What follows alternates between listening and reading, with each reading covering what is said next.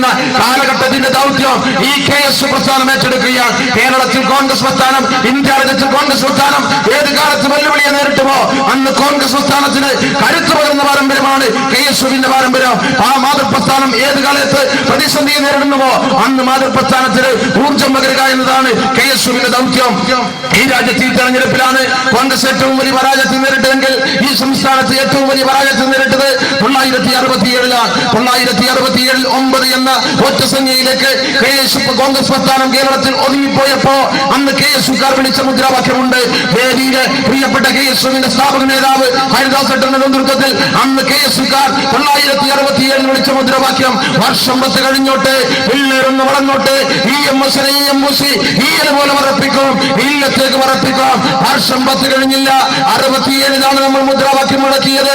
74 October മാസം 21-ാം തീയതി KSUവിന്റെ മുൻ സംസ്ഥാന പ്രസിഡന്റ് ശ്രീ AK ആന്റണിയെ ഈ രാജ്യത്തിന്റെ ഏറ്റവും പ്രായം കുറഞ്ഞ മുഖ്യമന്ത്രി എന്ന നിലയിൽ മുഖ്യമന്ത്രി സ്ഥാനത്തേക്ക് അവരോധിച്ചുകൊണ്ട് വിളിച്ച മുദ്രാവാക്യത്തെ പ്രവർത്തന പദത്തിലെത്തിച്ച പാരമ്പര്യമുള്ള ഒരു വിദ്യാർത്ഥി പ്രസ്ഥാനമാണ് പ്രിയപ്പെട്ടവരെ KSU.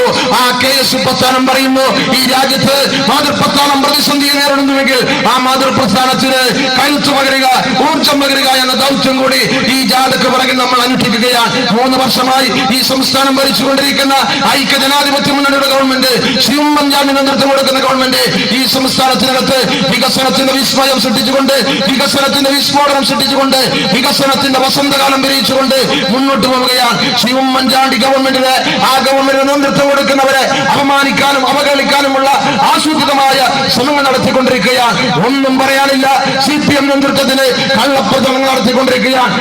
അച്യുതാനന്ദൻ കേരളത്തിന്റെ പ്രതിപക്ഷ നേതാവ് ഇന്നലെ അദ്ദേഹം നടത്തിയ പ്രസ്താവന, മുഖ്യമന്ത്രി ഉമ്മൻചാണ്ടിക്ക് ജയലളിതയുടെ ഗതി വരുമെന്ന.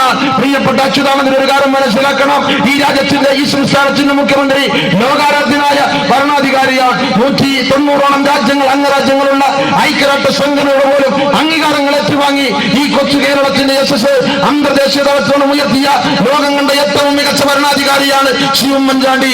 കേരളത്തിലെ പാവപ്പെട്ട ജനങ്ങളുടെ മനസ്സാകുന്ന മാണിക്യ കൊട്ടാരത്തിലെ രാജസുൽത്താൻ ഉമ്മൻചാണ്ടിക്കല്ല ജയലളിതയുടെ ഗതി വരാൻ പോകുന്നത്. അച്യുതാനന്ദന്റെ ഒന്നാമന പുത്രൻ അരുൺകുമാറിനായിരിക്കുമെന്ന കാര്യത്തിൽ യാതൊരു സംശയവും വേണ്ട. അച്യുതാനന്ദൻ അഴിമതിക്കെതിരെ പ്രസംഗിക്കുകയാണ്. 4 കൂടിയ നാൽക്കവലയിൽ വന്ന് നാഴികക്ക് 40 വട്ടം 4 മുഴം നീളമുള്ള നാവുമായി അഴിമതിക്കെതിരെ പ്രസംഗിക്കുന്ന അച്യുതാനന്ദൻ. അഴിമതി എന്ന വാക്ക് കേൾക്കുമ്പോ അലർജിയും അനുബന്ധരകവും കടന്നു വരുന്ന അച്യുതാനന്ദന്റെ സ്വന്തം മകൻ അരുൺകുമാർ അഴിമതി കേസിൽ പ്രതിയല്ലേ?